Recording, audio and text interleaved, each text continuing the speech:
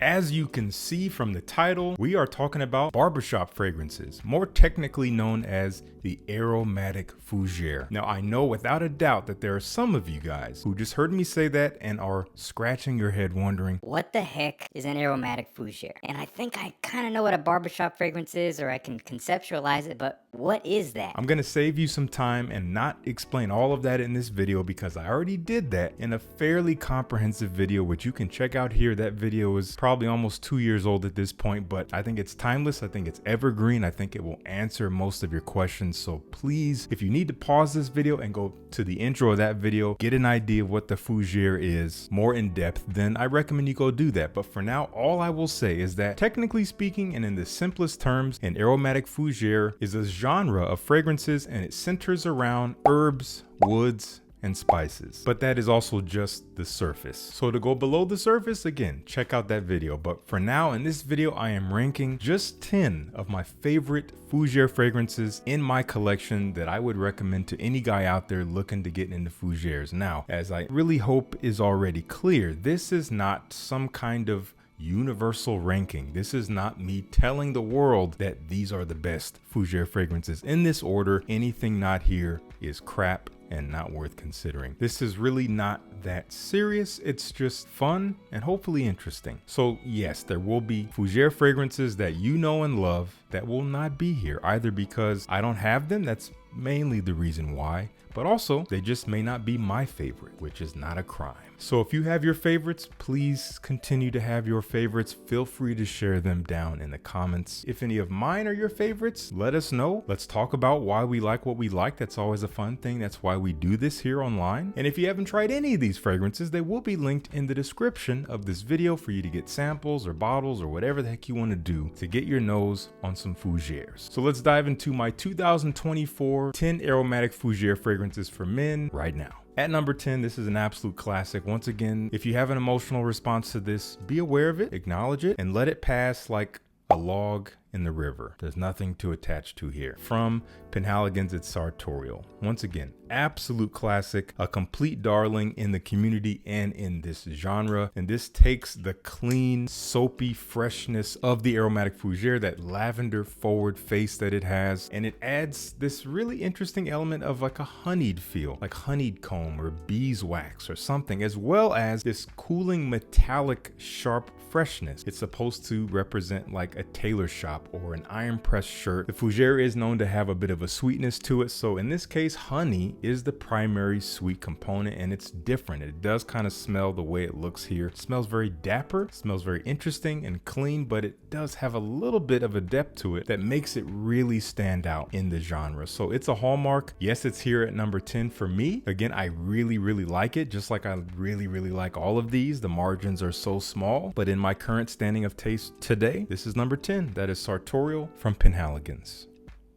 At number 9, this is one of the most unique offerings in this genre, if you're asking me. I have not smelled a fougère that smells quite like Zaharoff signature Pour Homme. And what really does this for me is that it is this duality of freshness with a little bit of darkness that ultimately still comes together to be clean. There is a lot of lavender forward for sure. There are some spices, but one of the interesting woody elements in here that makes it a little bit darker is oud, and blended with some incense and some myrrh resin, it again has this dark and light facet to it. If I'm not mistaken, there's pear in here, and I feel like I get this sharp, juicy, almost tart, but still sweet pear note at first spray. Very different, very interesting, but ultimately still dries down to a very gentlemanly scent profile that you can wear for any occasion if you want to smell dapper and smell clean, but smell different. Yet another unique offering here. That is at number 9, Zaharoff signature Pour Homme.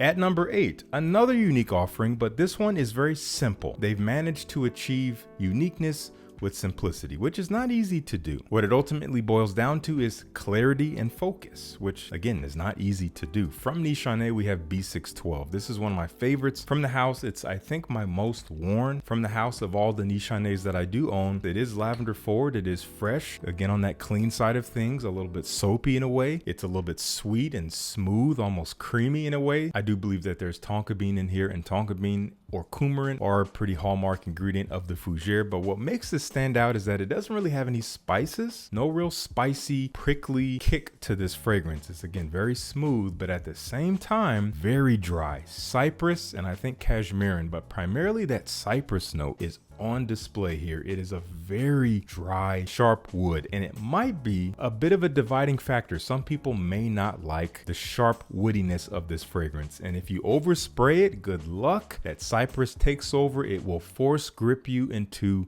oblivion. If you overspray this, you have been warned. A very distinguished and refined take on the genre, but different. That is Nishane B-612.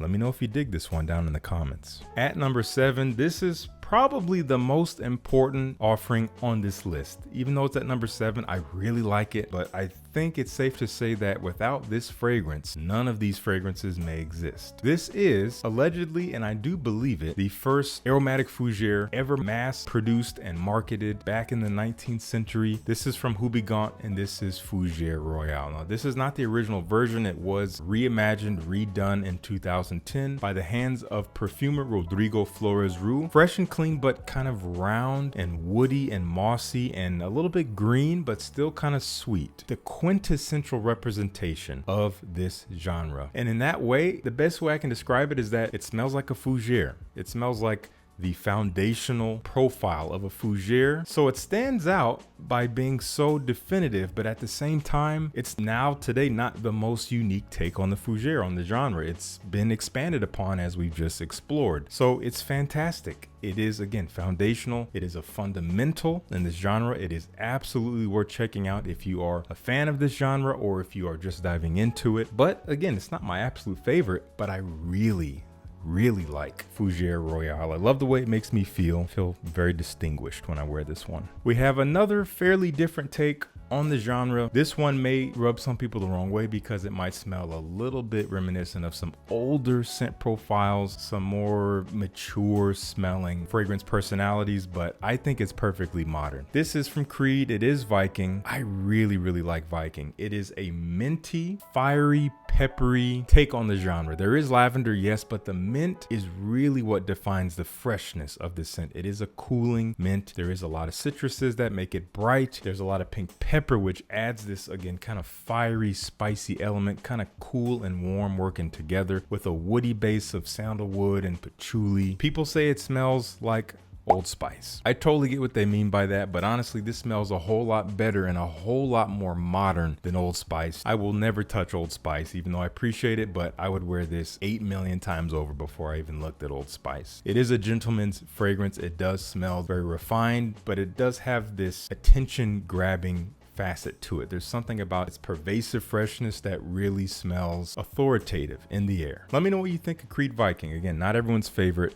And I know when people hear Creed, they're going to ask about Bois de Portugal. I don't own it, so it's not here, but it's a great scent and I hope to get it one day. All right, my top 5 here at number 5, maybe some controversy here, but I think it fits perfectly. From Dior, we have Sauvage Elixir. Now, what separates Sauvage Elixir from the typical fougère, or I'll just say from the fougères we've talked about, is that this is not one that I would wear when it's warm. This is a very rich, dense, deep, heavy fougère. It is still a little bit fresh. There's still a heart of lavender here, so it does bring this cleanliness, this feeling of cleanliness, this almost soapy quality, but it's not bright. It's not really brightened by a whole lot of citrus presence or herbs. It is pretty bottom heavy. You have a lot of spices. You have this balmy, ambery, resinous feel, like texture to the scent, which makes it feel heavy. You have lots of woods in the base. I think there's some licorice in here, which adds this very distinctive quality to it that may rub some people the wrong way. It does smell a little bit like Dior Sauvage, the original, but expanded completely from the bottom out in a way that just honestly makes it smell more interesting, more complex. It smells more mature for sure, and it's incredibly powerful, as I'm sure many of you guys already know. Borderline nuclear, so you don't need much of it. I to this day get comments on my first impressions video I did of this when it first came out like 3 years ago, where I sprayed myself 4 times in the video before going out into the world and then coming back for an update. And I've had so many comments since, even today, of people saying you are crazy for spraying that 4 times. I didn't know at the time it actually worked out. No one hated it and it didn't smell overwhelming, but I would never do that today. This is a 2 to 3 sprayer. It's a wonderful take on the genre. Let me know what you think.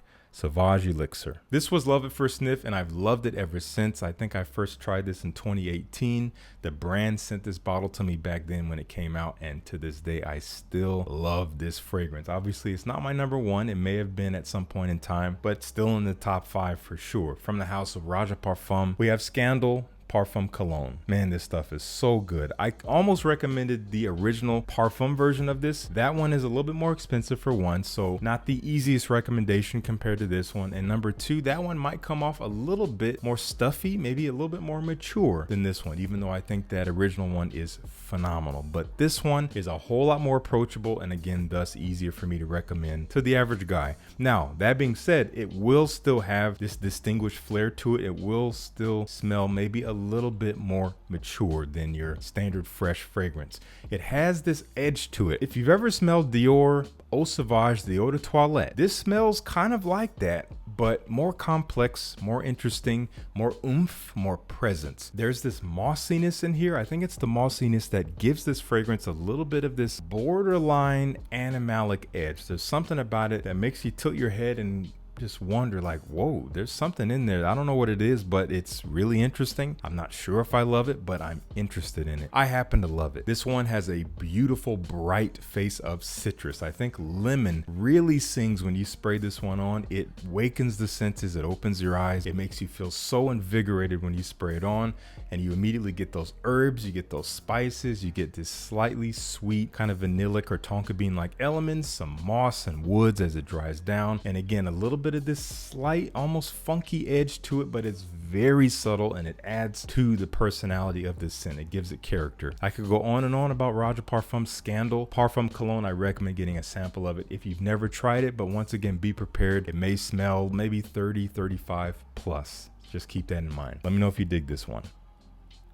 At number 3, we have a classic from the 1990s. This is from Chanel. I didn't love this when I first tried it many years ago. Now I absolutely love it. It's obviously in my top 3 for fougères, and honestly, maybe in my top 10 to 20 in my collection. Period. This stuff is phenomenal to me. Platinum Egoiste. This is a perfectly timeless aromatic fougère. It has this very pervasive mintiness to it. I don't remember if there's actually mint in here or if it's geranium, but there is this cooling, minty, almost metallic-like feel. I think the name is perfect. It does have that clean lavender in there. There's some spices and woods, all the typical elements, but the metallic nature of the face of this, maybe with some mossiness, is what really makes it smell the way it does. It gives it a distinctive nature. You can tell it apart when you smell a bunch of fougères side by side. It really stands out, and I'm so glad it's still on shelves. I'm glad people are still digging this one. I think it's timeless. I recommend trying it if you haven't. You can try it in your local store, or I'll link to what I can find in the description. But that is Chanel Platinum Egoiste, one of my absolute favorites here at number 3. Number 2, this was my scent of the day yesterday. Man, this stuff. This is a stunning take on the DNA. It is one of the richest yet still clean smelling takes on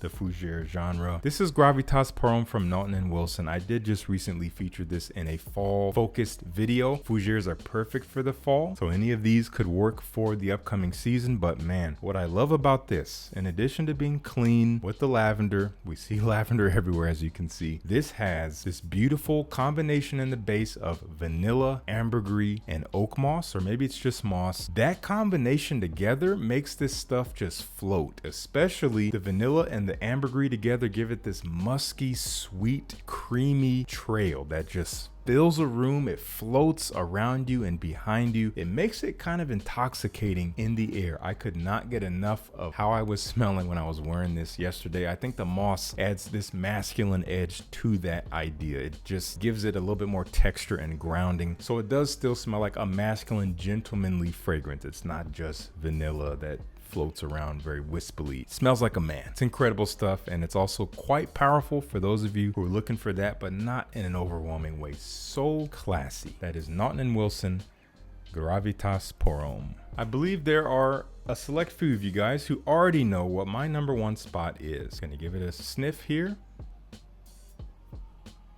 This stuff just makes me happy. Man, this was love at first sniff. This was courtesy of a subscriber, Malcolm, I believe. Thank you so much for bringing this into my life and making it possible for me to wear this a lot and love it and feature it. It's also, like the Nishane, a simple, definitive take on the genre. From the house of Tom Ford, we have Fougere D'Argent. I'm not certain if this is still out there, if it's still available. Obviously, the description will be the tell of that. If you see links for this down below, then yeah, obviously it's still available. This is, again, a simple take. I don't get a whole lot of elements working together in this. It is lavender forward, so it does have a cleanliness, but this has this roughness to it, this almost woody, dusty feel that is blended with something that feels ambery and sweet and warm. This duality happening once again, present in many fougères, because that's one thing about them that makes them perfect for the transition seasons like fall and spring. I don't know what it is sexy. This warm, cozy feeling to it while still being masculine, while still being professional. It's multifaceted while being simple. I just love the way it makes me feel. I cannot guarantee it'll make you feel the same way, but because of the way it makes me feel when I wear it, this is a 10 out of 10 fragrance, just because of the way it makes me feel. The smell, of course, is phenomenal to me, but that coupled with how it affects me emotionally and psychosomatically, I don't know whatever you want to call it, that is what elevates it to perfect status. There's nothing I would change about this fragrance. Let me know if you dig this one. That's my number one. That is Fougere D'Argent. I'll link to what I can find down below. All right, that's going to do it for me. I want to know what you think of the fougère in general. I want to know what you think of these fragrances that I've talked about, if you've tried them. If you haven't, once again, there's going to be links down below. And once again, this is an open forum. If you want to share what you love that is not here, it's not wrong that it's not here, and it's right that you share it. That's what the comments are for, and I want to thank you so much for tuning in. Peace. I'll see you in the next one.